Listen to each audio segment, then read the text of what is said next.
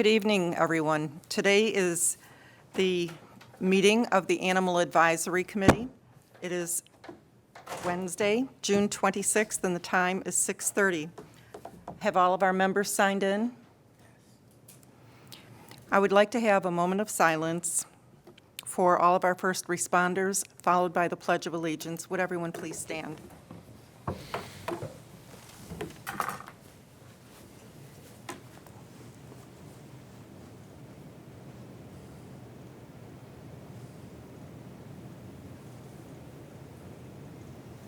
I pledge allegiance to the flag of the United States of America and to the republic for which it stands, one nation, under God, indivisible, with liberty and justice for all.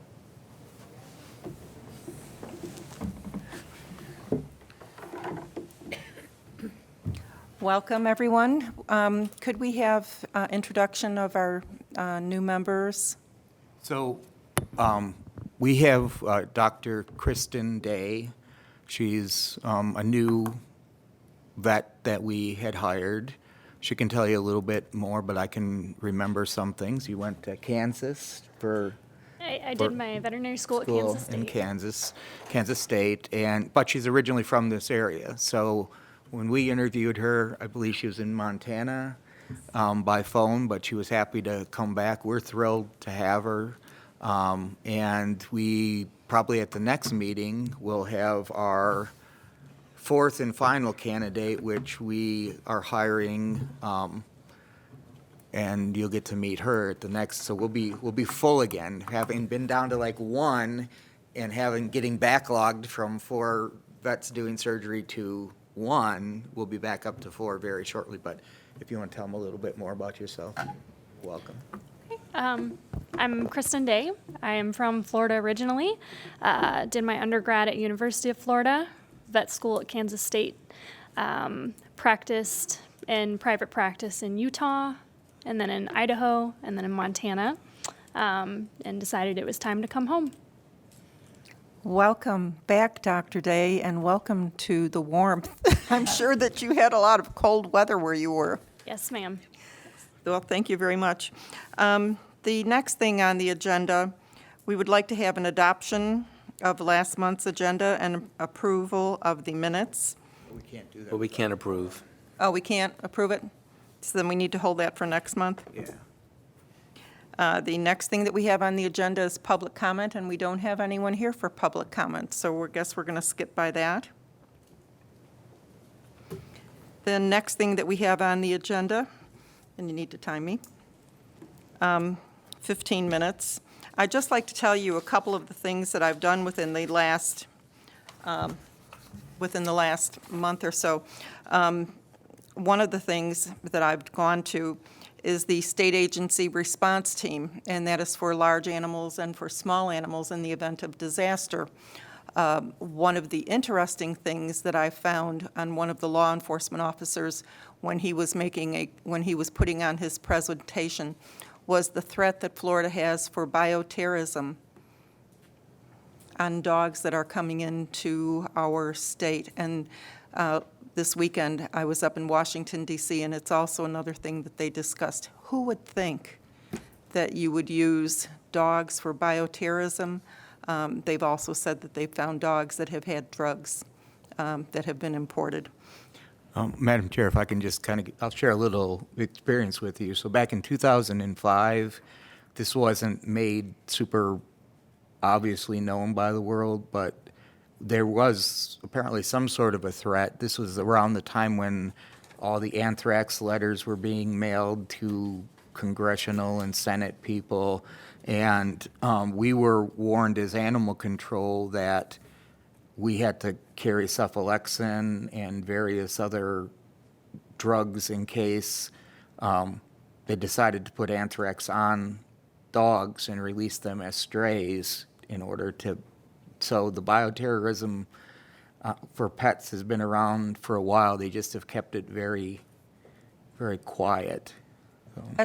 It's just, I could not comprehend this, that somebody could do this. But think about it. We live in a peninsula. We're surrounded by water. We have land to the north. And if something would happen, we would be cut off from the rest of the United States. It's a terrible thing to think of. Now, the other thing that I wanted to discuss on the state agency response team is I did get certified for small animals, and the SART people are also going to, they will put on educational certifications if we have 22 or more people, and in August, they're going to have an online course so that people could be certified for small animal response. There is a problem, and I think that Scott can discuss that with us, on the response on when these SART people can come out in the event that we do have disasters.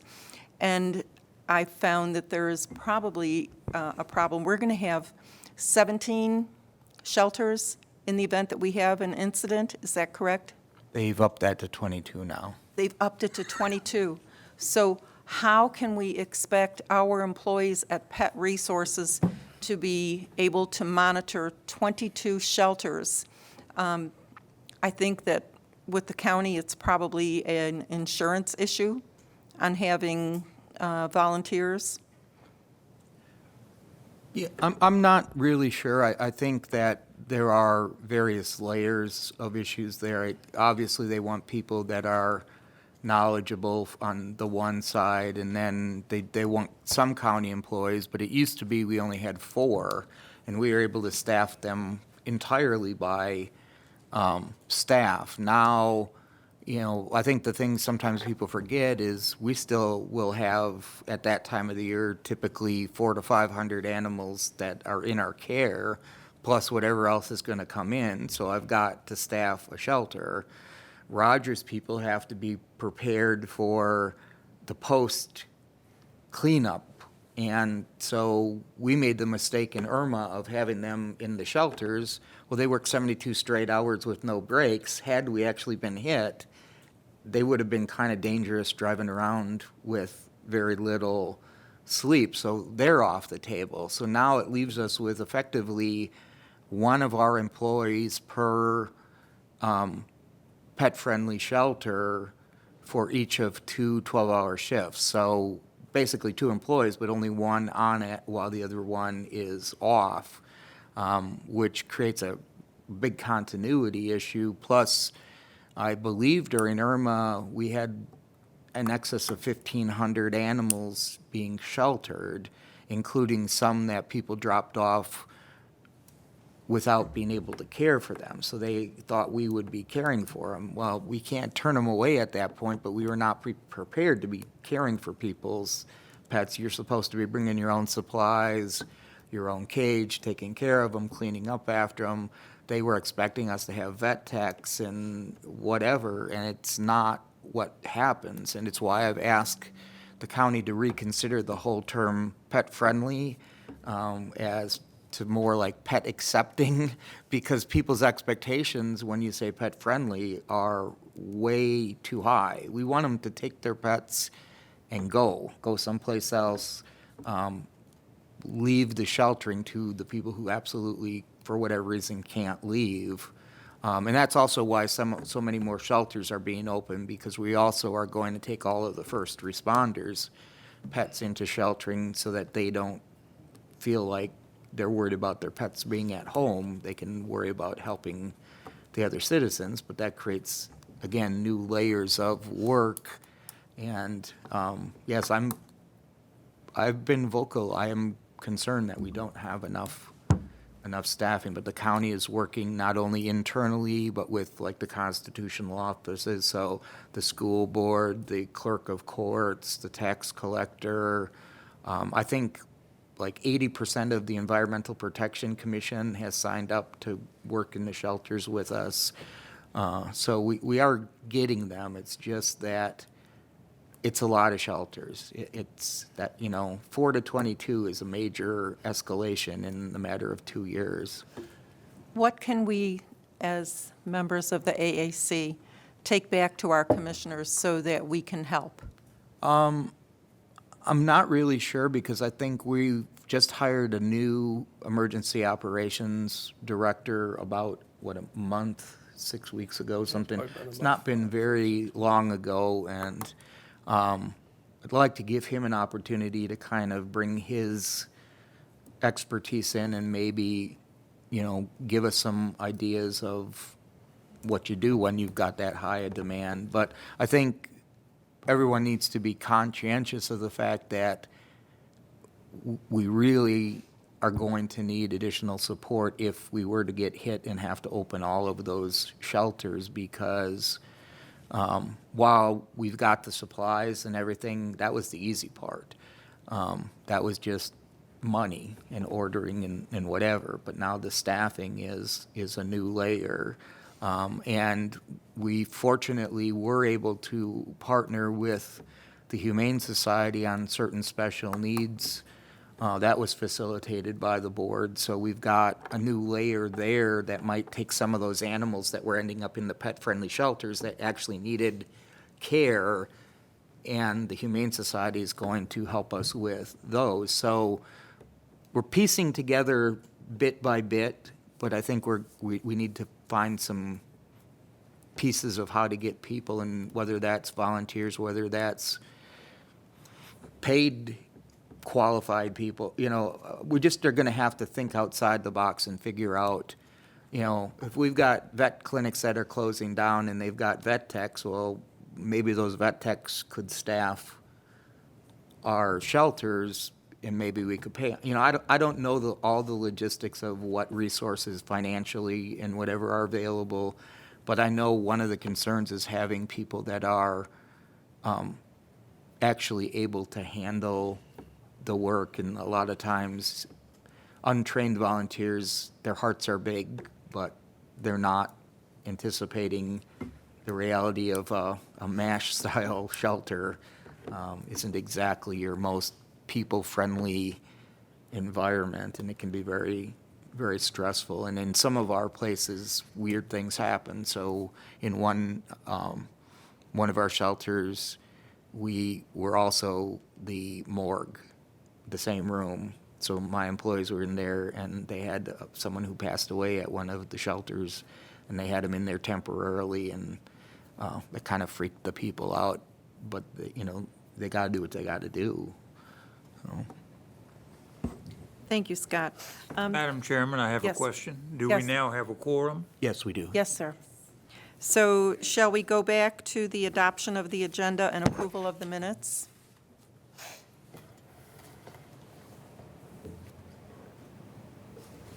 Could I have a motion that we adopt the agenda for today and the minute? That would be first. Lake Chambliss, I move we adopt the agenda for today. Do I have a vote? Aye. Aye. Do I have any nays? No? The motion is passed. Thank you very much. And on the minutes from last month, do I have a motion that we accept the minutes from our last meeting in May? Make a motion to accept the May minutes. And do I? Second. Thank you. And do I have a yay that we accept the minutes from last? Yay. month? Yes. Motion passed unanimous. Thank you very much. The next thing on my report was when I was up in D.C. this past weekend, I had a meeting with Ross Spano. He's our congressman. And one of the things that I wanted to discuss with him was the Freedom of Information, or FOIA, that we have in our shelter, because we do have a problem. We have had threats in the past, and Mr. Trevitowski has discussed with me that we have a problem with animal cruelty cases where the people who adopt or the rescues that take the animals out do not have protection. And some of the animal cruelty people have gone either to the rescue site and threatened that they want to have their animal back. They have also gone to the shelter and made threats against our employees. And Congressman Spano is basically federal, but he helps trickle things down to the state. And I told him, if it's a problem in our shelter, it's a problem in all governmental shelters, that have to deal with the Freedom of Information Act. Our local rescues that are private, 501c3s, do not have to give the information, such as our governmental shelters. So I wanted to talk to him about the protection for our pet resources and other governmental shelters. The other thing that I had discussed with him was the importation of dogs. Presently, according to the CDC, we are importing 1 million dogs per year. And there is nothing in the regulations that says that when they have puppies that don't have their eyes open, puppies that do not have their teeth, that anybody has to bear the burden of bringing those animals in. And they're coming in with falsified documents. When we export a dog, the dog has to go out with a international health certificate, and it has to be approved by the USDA. We do not have that same thing when dogs are coming into us, where it can be signed by a veterinarian, but it doesn't have to be signed by the veterinarian, which would be similar to our USDA.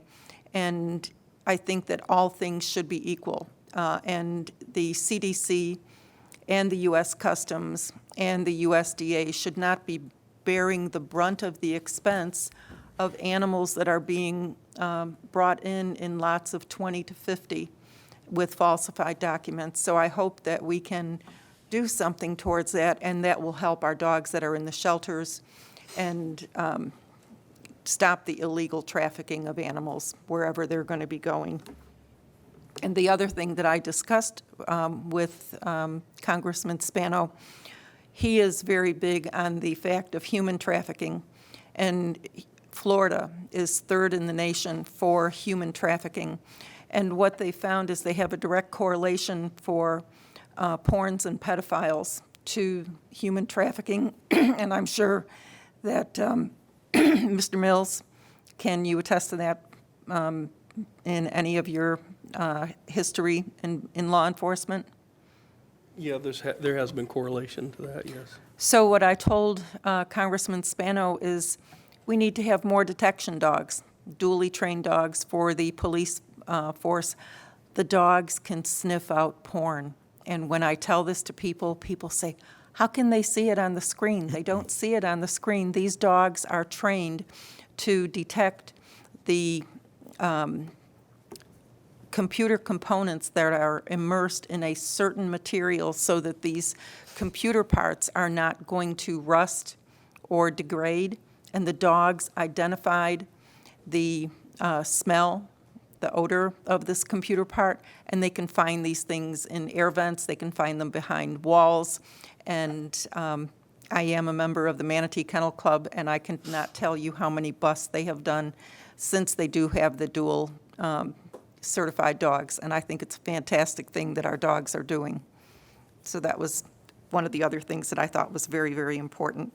The next thing that we have on the agenda is the proposed amendments to bylaws, Article 2, Section 1. We don't have the proposals in our packet tonight, so possibly, Scott, you weren't here last month, if you could discuss that with the members of the AAC. Yeah, so I think this is important enough that we can hold off the full discussion until more people are here and we have the actual thing. But what I wanted to do is kind of talk a little bit about a couple of finer points. So, you know, we don't have the authority as a committee to make that change ourselves, but I knew that what I was looking for was to get some feedback so that if I did go to the Board of County Commissioners and say, you know, we'd like to restructure the committee with a certain membership guidelines, they typically would ask me, well, did you take that to the members? So I think it got a little confused that the attorney said we can't do it. Well, we can't do it directly, but that doesn't mean we can't discuss it and decide yea or nay whether we would like them to reconsider appointing people as a group. Right now, every commissioner gets to pick one person without any restriction. And what I was proposing is what several of the county committees have, which is you've got certain qualifications for certain positions. Certain positions are open-ended positions. But then, let's say we have a vacancy for a veterinarian, all interested veterinarians would apply, and then the board as a whole would vote. So the 7 members would get to vote on 1 or 2 or however many vacancies, rather than that falling on one veterinarian. And the reason, there's a couple of reasons why I think it would be beneficial. One, there have been times where we've not had any representatives of certain functions. Like when I very first came here, we had no cat representation whatsoever on the committee. So whenever cat issues came up, they kind of came up and went away without any kind of real action because there really wasn't any advocate for it. We have someone serving now that does rescue, but that's not always been the case. So I think it's nice to get a good cross-section, and the only way you can really assure that is to sort of set up at least basic qualifications for a certain number of positions. The other problem, which we did talk about the last time I was here, was there also can be some issues with potential conflict when you've got like 2 members of the Veterinary Medical Society, and if they meet at one of their meetings and they discuss what's going to be talked about at the board or not, it's a potential violation of the Sunshine Law. In between then, I've had 2 meetings with both the executive board and some other group of veterinary medical board, and we're looking more at becoming more actively participating. Our new chief veterinarian is going to become a full member and attend. We are going to maybe screen those issues with the society before we bring them here, because it's great that we've got 10 members, but, you know, lay people versus non-lay people, I got to have my experts here.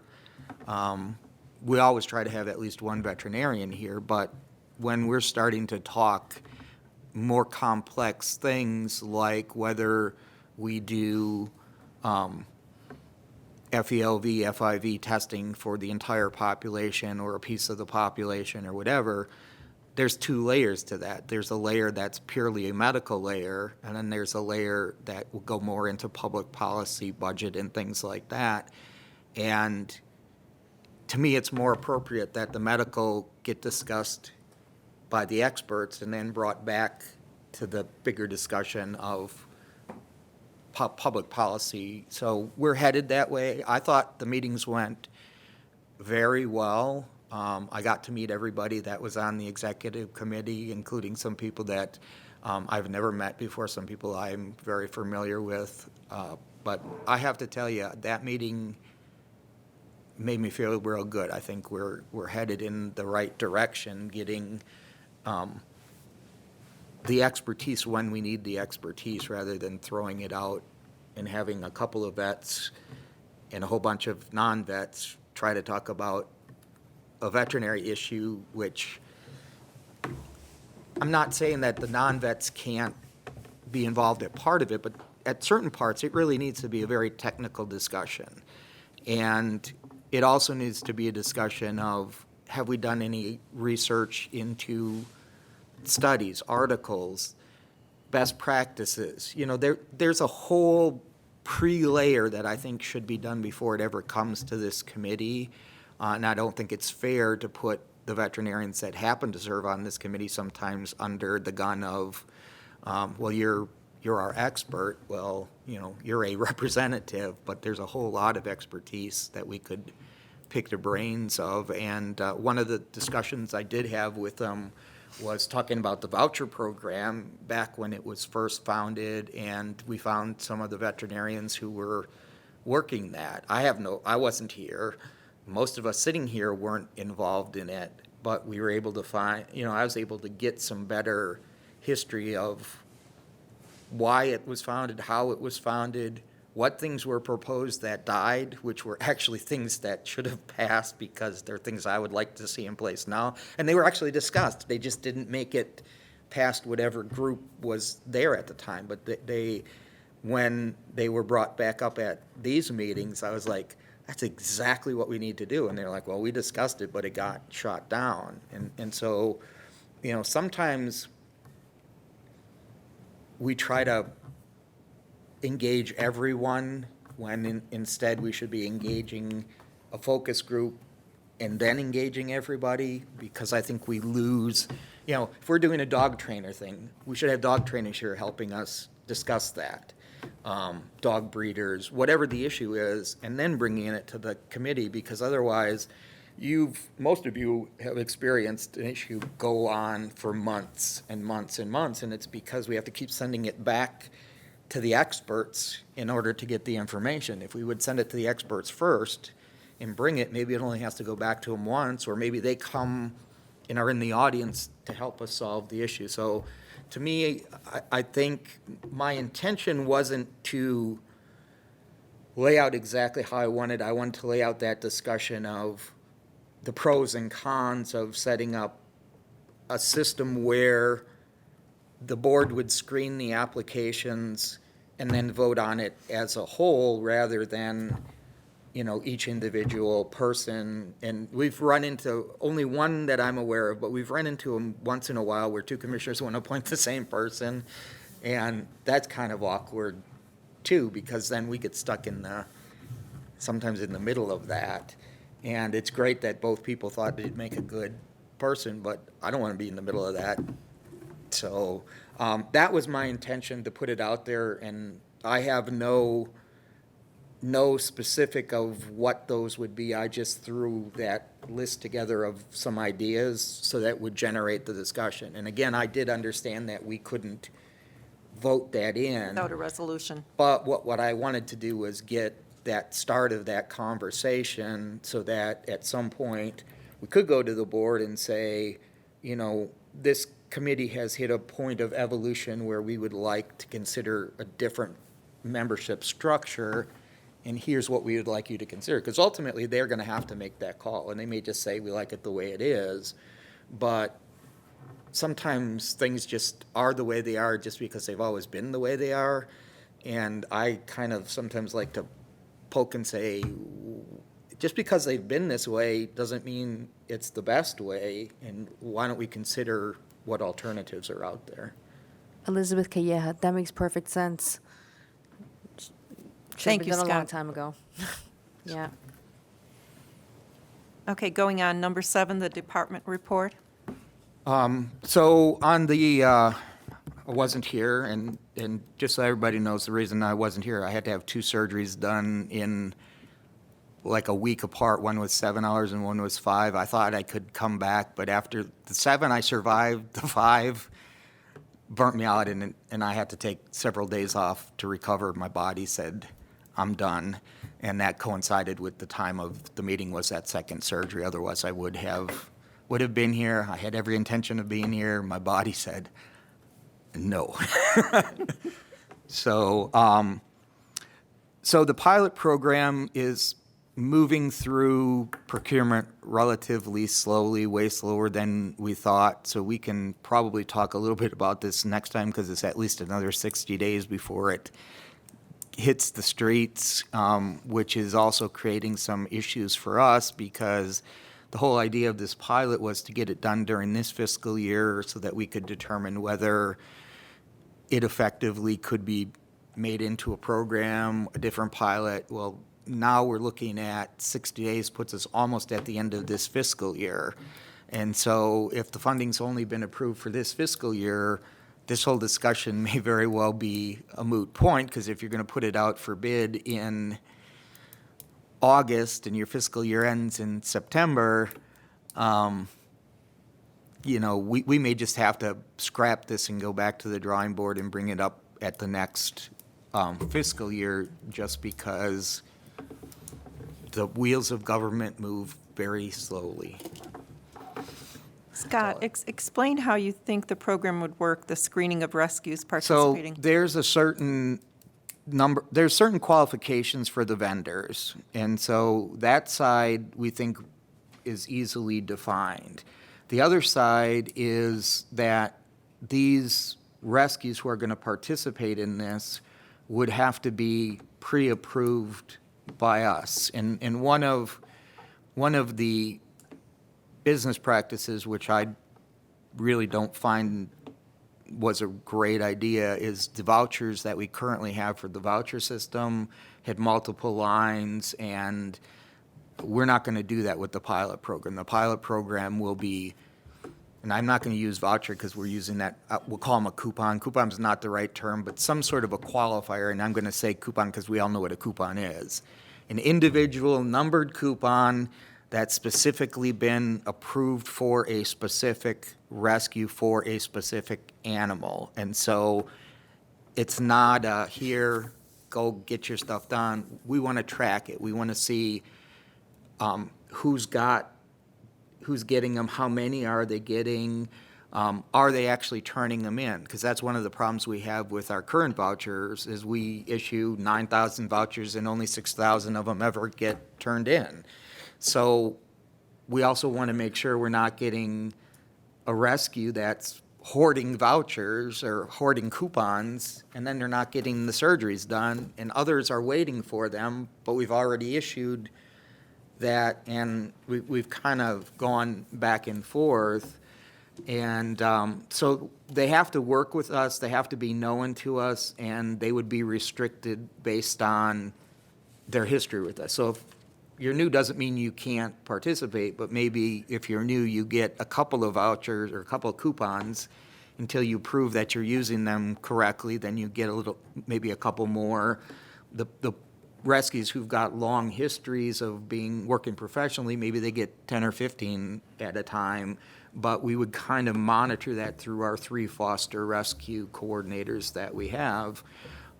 And we're pretty tough on our people. It's about a half a dozen people a year get suspended from participating with us because they failed to follow our rules. Not saying that they're necessarily bad people or bad rescues, but rules are there for a purpose. And if you choose not to follow them, we choose not to work with you. And we are forgiving, so we will allow them back, but they do get a time basically where they're suspended, their privileges are suspended so that they realize there is accountability and responsibility, and if you're not doing it right, we'll pull back, and when you're ready, you can come reapply, and we'll start out slow and learn. So this program, it's delayed because of the meetings? It's delayed because of the procurement process, and Is there any way you can squeeze that in beforehand, or is just no time? no. We tried, we thought we had it going fast track, and then for whatever reason, procurement felt that some of the qualifications needed to be modified. They had to research who they were going to invite to bid. Then you get public feedback, then you got to go back. It's where I call the downside of transparency. So government moves slow. People want government to be transparent. Well, the only way you can be transparent is to move at a snail's pace so they can watch each and everything that you do. Having come from the for-profit sector, it drives me absolutely bonkers because there are things that I think you could do. And I definitely understand governments have abused some of this stuff in the past, and there's reasons why rules are in there. But there are ways, I think, of still being more efficient.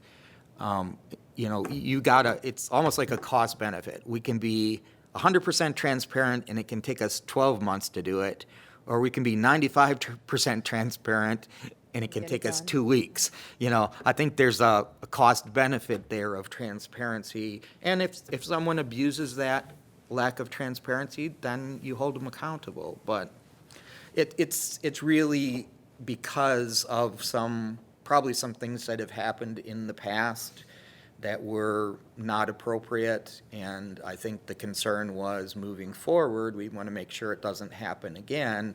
So out of abundance of caution, it got slowed down, and they proactively went out and looked for people who might take exception with it, so we would get that upfront rather than on the tail end. Had we known that was the route, we would have probably proposed it for next fiscal year, because I honestly thought I was going to get like 6 months of this fiscal year in, and it looks like it's on a path for about 6 weeks of, which is just not going to work. There's no way I can get a pilot up and even show any results. We could barely get the coupons issued in a month, let alone people being able to get appointments to get the surgeries done. So I think the pilot is still a worthy project. It just may have to be next year's worthy project instead of this year, which may require me to go to the board and ask them, because the money has been approved for this fiscal year, not next fiscal year, to consider carrying that money forward, which is not something the government typically does. You know, this budget year's money is this year's budget money. But I do believe if we can make a program that will keep animals out of the shelter and take them away from my already overworked vet team, it could be beneficial. Is this the right one? I don't know. But if we don't start trying some pilots, we'll never find out what works and what doesn't. So I don't have a problem bringing it forward to them, asking them to move the money forward. It's just that I think we all thought things might move faster. We didn't see the road bumps along the way. But, you know, that's procurement trying to be as transparent as they possibly can be. Thank you, Scott. Yep. Okay, next on the agenda would be other business, and Elizabeth, you are up first. Okay, it says euthanasia voucher. I wasn't going to discuss a voucher. It's just the form, and it's a starting point. I just wanted to introduce something so that, you know, perhaps before we were to euthanize the animals, there would be a checklist. One of the things, and I don't think that we have one now, and the reasons why would be so that we wouldn't, so that one vet wouldn't have to bear the brunt of the decision, you know, and maybe it could be a decision made amongst a few people in the HPRC instead. There's a lot of depression, and, you know, vets have a lot of, you know, I guess guilt having to euthanize animals, and that's one of the reasons why I think this form is very important. The other thing is, and like I outlined in the first page, may reduce stress for staff, especially the vet performing the procedure, and ensures the animal has been given every opportunity before being euthanized. One of the things I mentioned was the chameleon being integrated with Pet Finder, and I guess Chrissy said that it wasn't available yet, or it was recently made available. Maybe, Scott, you know?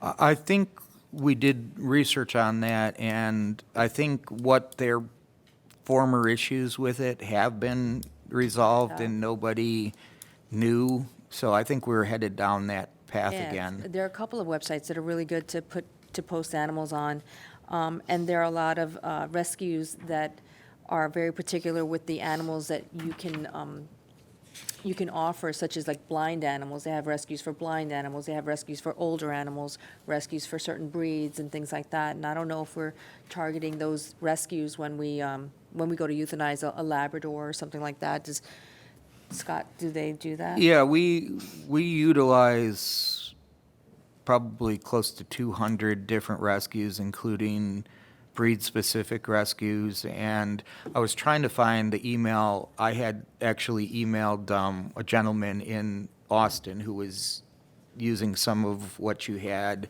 Right. and I wanted to give you an update because they're actually revising they're streamlining it so it's not This is the as- form? Yes. Oh, wow. And so I was going to try to give you the name and everything, but I I'm having a hard time finding it on my phone right this minute, but I can get it to you. So we have reached out to them. A lot of what they're doing, we already do in a different form. It's just not documented. Yeah. So most of our veterinary decisions for euthanasia are done by at least 2 or 3, depending on how many vets we have. It'll be a consensus. Our non-veterinary ones, we actually have a committee that's closer to like 6 or 7 people, because they aren't always all there at the same time. So it assures us that we have at least 3, but we've got a lot of times 4 or 5 people making those decisions. And it's just not a checklist like you're Right. saying. I know this is lengthy, but I was thinking that maybe before we euthanize an animal, and to me, every animal counts, and, I just thought that perhaps whoever's in charge of the social media or posting the dog out there could actually put down the rescues that they, not just like, yeah, we just blasted it out to 200 people and we have a database, but, actually took the time to say, hey, look, we have a lab, he's 2 years old, he's, you know what I mean, a little more specific to that animal, and treating the animals as individual animals, Yeah, I know it's time consuming, I know it is, but, It's not always time consuming. So one of the unique characteristics that's evolved over the last several years is what I would like to call internet shaming and bullying. And this has bled into animal welfare. And so we've lost a lot of our dog rescues that used to work diligently with us, because when they came to rescue a dog that we thought had a possibility, we weren't sure, but we wanted to give the animal a chance, so a rescue would step up and say, well, yeah, we'll partner with you. And then they found out that the animal probably really needed to be euthanized and returned it. Well, then they'd be blasted all over social media. Certain social media people would go after their donors and say, how dare they, when they turned that animal in, it immediately got killed. Well, they were there to sort of help us screen out what was and wasn't adoptable. Not everything, for all the people who might be listening, watching, reading, whatever, no-kill doesn't mean 100% of the animals leave the shelter alive. There are humane reasons to do euthanasia. There are public safety reasons to do euthanasia. And there are some animals that you just can't save. You try your best. It's why, the target goal right now is 90%. I think that's a fluid number that will settle somewhere, but it's never going to be 100%. Oh, I understand. And if you saw 100% of what we euthanized, you'd see pictures of animals going, oh my God, euthanasia was absolutely the right thing for that animal because it was at death's door when it was there. And so what do? Stick it in a cage and let it die? That's not necessarily very humane in some of these cases. In some cases, it's beyond repair. And I think everybody understands that, but I think the term no-kill has sort of muddied, especially when people claim they've achieved no-kill. I would probably challenge you to find anybody who's achieved no-kill that has not euthanized an animal at their facility if they've taken in more than a dozen or so. Any kind of a brick-and-mortar place that's no-kill still euthanizes. It's just that they're euthanizing unadoptable, untreatable animals that it's the humane thing to do, and that's our ultimate goal. But there's unfortunately a segment of the world who thinks no-kill means 100%, and that ain't ever happening. If it did, I think we'd be putting the public at risk. I think we would put animals at health risk, highly contagious animals, and we don't have true quarantine, true isolation. Yeah, no, definitely. So, I understand. I think yeah. we're getting there. I think we've got a lot closer with dogs in this community than cats, but cats, we got a neonatal issue that is enormous, and we're chip away at it every year. We've made huge inroads from, 30 years ago, 3% of the cats or less left the shelter alive. It's up to like 87, but we haven't reached that magic 90. Well, we've reached the magic 90 on dogs for the last 3 years, but there are still dogs that can be saved with the right resources. I just think I just think that the form, it would be comforting to know that, yeah, there are, here are the rescues that they contacted, they really tried, and, just, I think the public would, I would like that, it'd make me feel a lot better and say, look, you Yeah, know I think what? the This dog biggest- was aggressive, and this is why, and it's a Biggest little more concern specific. that, from an operational standpoint, is, I don't know how many pages are there, but let's say it's a dozen pages. That's Well, I probably didn't too mean for the much. whole We need, thing. yeah, I we- just we put in everything I definitely could, and I to pare figured- that down to like a one Yeah, pager. a one sheet. But you also have to think that it's got to be efficient in its process, because if it is delaying an inevitable decision anyway, one of the worst morale killers for employees who are trying to save lives is to come and find a dead animal in a cage that we were trying to save, and, God forbid it hemorrhaged or something overnight. Right. And we all knew we could have prevented that from happening. That hurts our, that's Aside why. from those cases. Yeah, but those are the kind of cases that lead to the high incidence of depression and suicide in this field, is that we want to save everything, or we've been asked to save everything, and you can't save everything. The key is to find a system that is efficient enough that we're not postponing a decision and taking up a space, because it still becomes a numbers game. And if you stack 3 and 4 animals up, animals will be euthanized that shouldn't be euthanized simply because we've now become hoarders. So I'm not opposed to that. And like I say, I know that, and I'll get you the name tomorrow when I can be on a computer instead of my phone, but they're working on streamlining it further. I think they were down to 3 pages in Austin.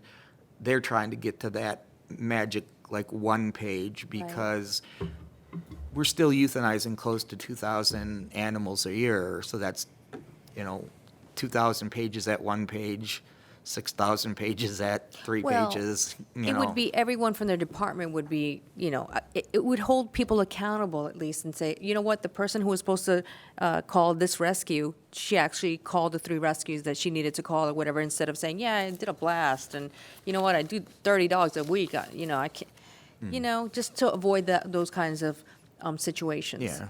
Well, and some of them that get the publicity lately are ones that we know are marginal, and you roll dice on some of those animals. There have been a couple that have come across my desk in the last week that have done some pretty wholesale, scary damage to children, and yet we have people who want to adopt them, and, I think, what if?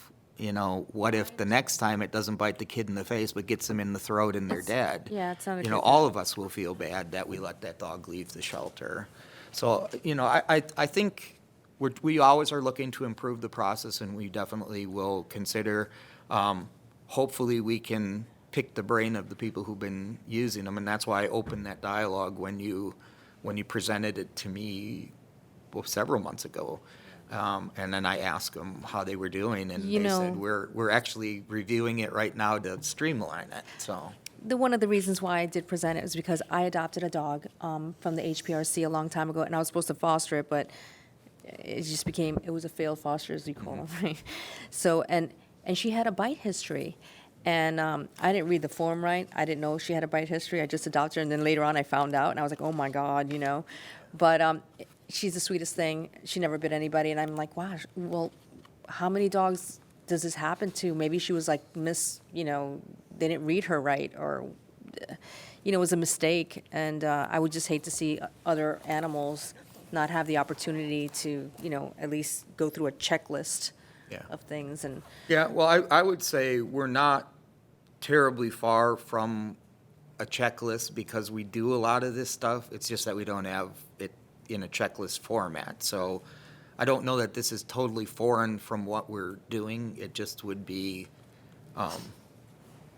modifying some things. Right. And like I say, I think we can really maybe utilize the work that's already being done down in Austin to save us Yeah, that'd be great if sometime. they've I mean, got that's something always going the on, best way. yeah. Find somewhere where it's working and steal it from them.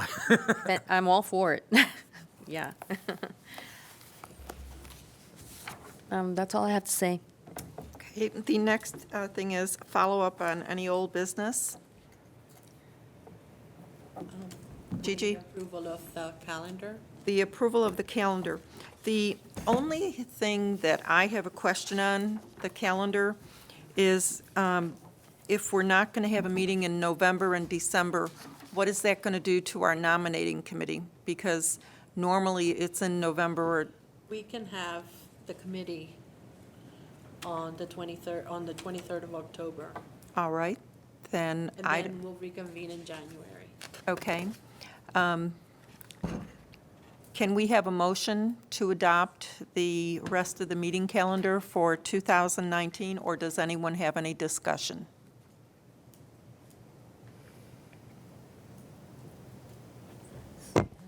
Lake Chambliss, I move we adopt the revised meeting calendar. I second that.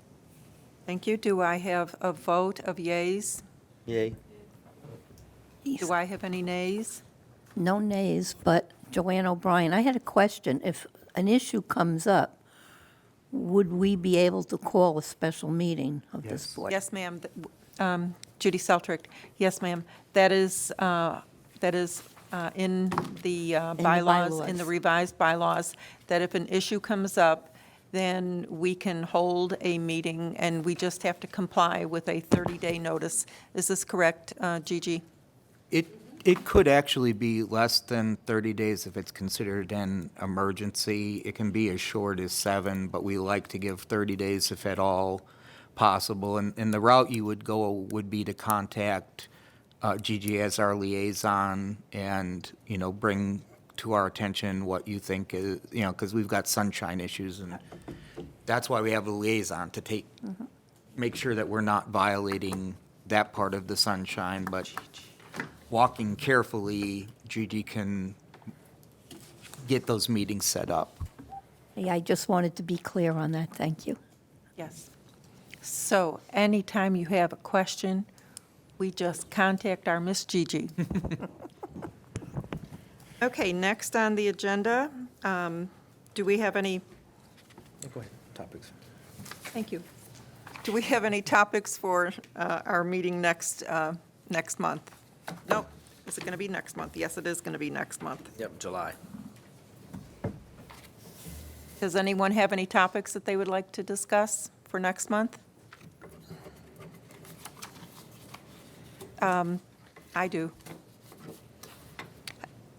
Scott, on the request for our 1-year, 2-year, 3-year tags, are we going to do anything for people who are indigent on, that do not go to their own veterinarian at any time on microchipping, or did you think about offering anything like that? Are we going to go to that? So we're not, I guess my thought is, we had always discussed that every dog should be microchipped. Well, interestingly enough, that was one of the topics that I started to have the conversation with the executive board of the Veterinary Medical Society, and I probably should follow that up to say that the other thing that we've agreed to in principle is that at least one of their membership meetings a year would be done at our facility so that we could share what our facility looks like. People would have the opportunity to see, ask questions. But what we've talked about is maybe phase 2 of this. Phase 1, we're going to have to get the clinics and everybody trained in 3-year, in how the licensing, because right now we've got 1 tag out there. We're going to have 3 tags because we're going to have it based on the expiration of the vaccine. Typically, that's 1 in 3 years, but what if somebody moves into the community that has 1 year of their 3 years already gone, so they technically have 2 years left? So once we get the logistics of that down, we are strongly contemplating making the microchip your tag, and it would simply renew. So that would be how we get everybody microchipped. Is it would be included as your first tag if you don't have one. And then from that point forward, that's how we would track whether you were licensed or not. But it would also help our officers return them in the field, which to me is still the number one value of the microchip, is to keep animals out of the shelter altogether, because you would be surprised how many strays are only less than 2 blocks from their home, and yet they may be 30 miles from the shelter.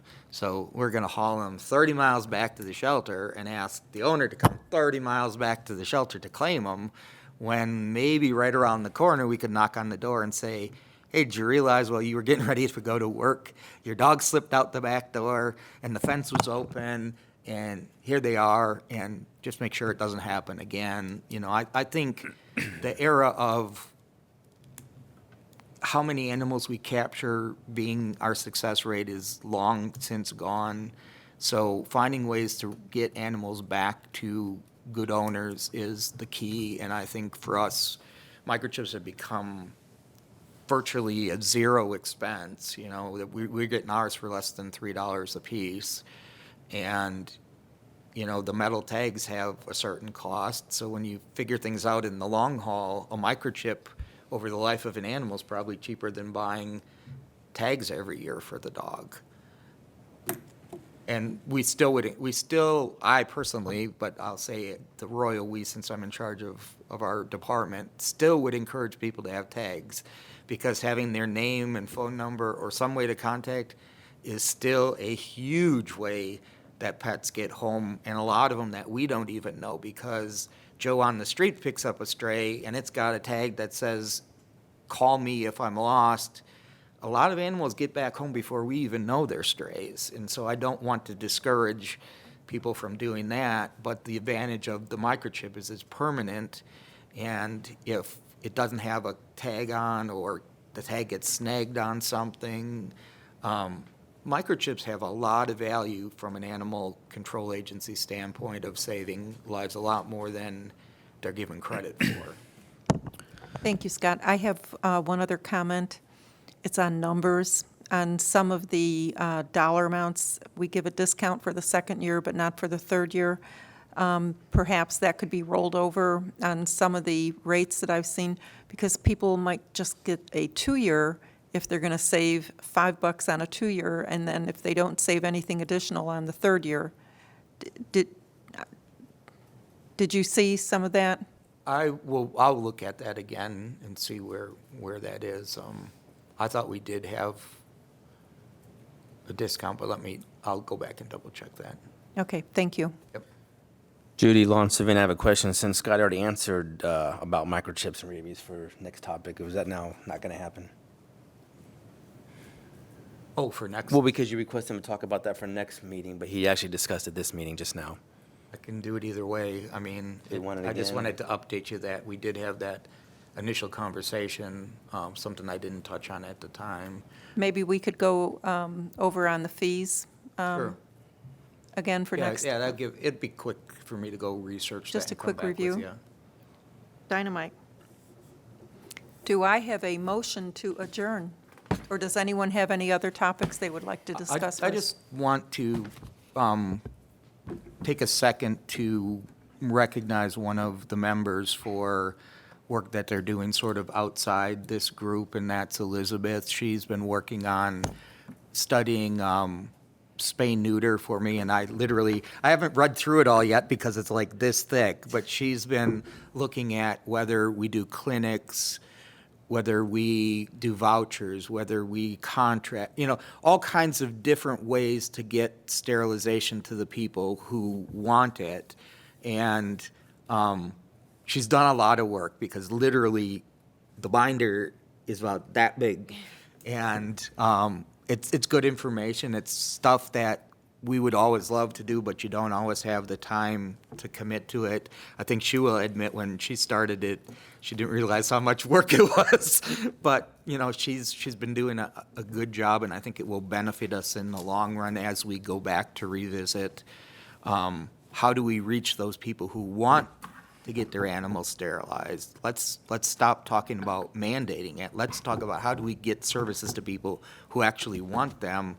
but may not be able to afford them at their full cost, but yet they may not be indigent, so they don't qualify for a voucher. Where's this little gray area of how do we do it? You know, maybe they pay a greater co-payment and the county pick up part of it, but we'll have that discussion. But before we have that discussion, it's nice to have the background. It's nice to know what other people are doing in other communities. And Elizabeth's been working several months and delivered me her first binder. I've got a lot more information, and I've got them all in spreadsheets, like Excel spreadsheets. So if you in the future want to do a report, I'll send those over to you. So I just wanted to let everybody know that she's been diligently working, and she even hired people to help her. That's how diligent she was. So thank you, Elizabeth.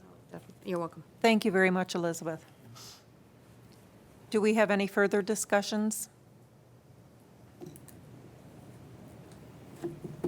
Do I have a motion to adjourn? Yay. I second that. And I have a vote? Yay, yay. Yay. This meeting is adjourned.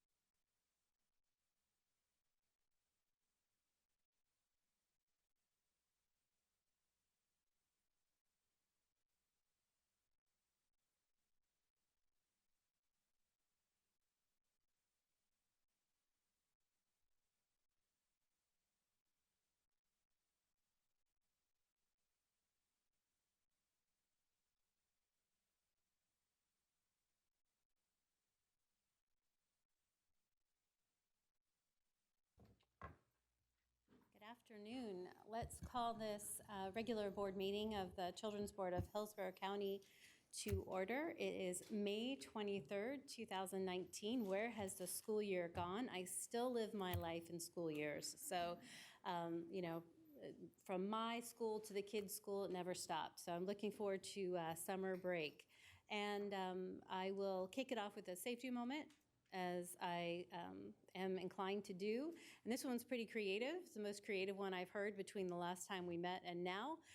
It is to open the car door either from the outside or inside from the opposite side that you're used to. They do it in the Netherlands. It's called the Netherlands look back or something like that. But I found it very interesting because it forces you to turn the other direction, particularly on the busy streets where there's a lot of traffic.